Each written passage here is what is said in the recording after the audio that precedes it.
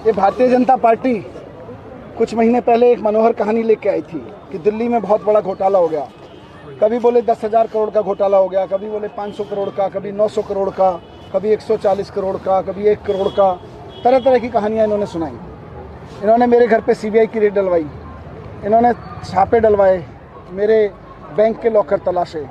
मैंने पहले भी कहा था कि दिल्ली में इस तरह का कोई घोटाला हुआ नहीं है, कोई शराब घोटाला नहीं हुआ, मैंने तब भी कहा था।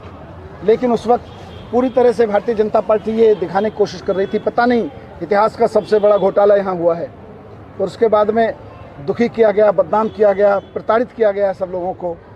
आखिरकार ये समझ में आया आज सीबीआई की चार्जशीट से कि मनीष सिसोदिया को तो झूठा ही बदनाम किया जा रहा था, कहीं कोई घोटाला हुआ ही नहीं है। आज सीबीआई की चार्जशीट से समझ में आ गया कि दिल्ली में कोई शराब घोटाला नहीं हुआ और बाकी चीज़ें अब कोर्ट में सिद्ध हो जाएंगी। तो ये भारतीय जनता पार्टी को मैं कहना चाहता हूँ कि आपने अपने लेफ्टिनेंट गवर्नर विनय कुमार सक्सेना जी और अपने चीफ सेक्रेटरी नरेश कुमार के थ्रू जो फर्जी रिपोर्ट बनाई, जो झूठी रिपोर्ट्स दिल्ली की चुनी हुई सरकार को बदनाम करने के लिए और दिल्ली की चुनी हुई सरकार के खिलाफ साजिश करते हुए बनवाई आपने अपने लेफ्टिनेंट गवर्नर से और अपने सीएस से।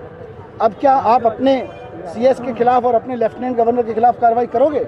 आज जब ये सिद्ध हो गया है कि सीबीआई ने इतने महीनों की छानबीन 800 अफसरों को लगा के 500 जगह रेड डाल के ये कहा कि मनीष सिसोदिया के नाम पे अभी कुछ नहीं है, तो मनीष सिसोदिया को जब एक तरह से सीबीआई ने क्लीन चिट दे दी है, तो वैसे में क्या लेफ्टिनेंट गवर्नर को हटाना नहीं चाहिए? क्या चीफ सेक्रेटरी को हटाना नहीं चाहिए? चीफ सेक्रेटरी के खिलाफ एक्शन होना चाहिए, लेफ्टिनेंट गवर्नर को तुरंत हटाना चाहिए। और मोदी जो 24 घंटे इस साजिशों में लगे रहते हैं कि सीबीआई के खिलाफ, सीबीआई को यूज़ करके, ईडी को यूज़ करके विपक्ष की पार्टियों के खिलाफ, चुनी हुई सरकारों के खिलाफ साजिशें कैसे रची जाएं। ये बड़े दुर्भाग्य की बात है देश के लिए, देश की जनता के लिए कि देश का राजा 24 घंटे सीबीआई का दुरुपयोग करके विपक्षी पार्टियों को साजिशों में कैसे फंसाए, इसी का सपना देखता रहता है। आज जब सीबीआई से क्लीन चिट मिली है तो मुझे लगता है प्रधानमंत्री जी को भी माफी मांगनी चाहिए। रेजिग्नेशन डिमांड आप कर रहे हैं सर। आज 1300 करोड़ का सतर्कता निदेशालय ने एक और करेक्शन की बात कर दी। ये रोज नए इस तरह से लाएंगे, इनको शर्म आनी चाहिए कि जो आदमी स्कूल बना रहा है, जो सरकार इतनी मेहनत से काम कर रही है, ईमानदारी से काम कर रही है, उसके खिलाफ तरह तरह की झूठी साजिशें कर रहे हैं और मुंह की खाते जा रहे हैं।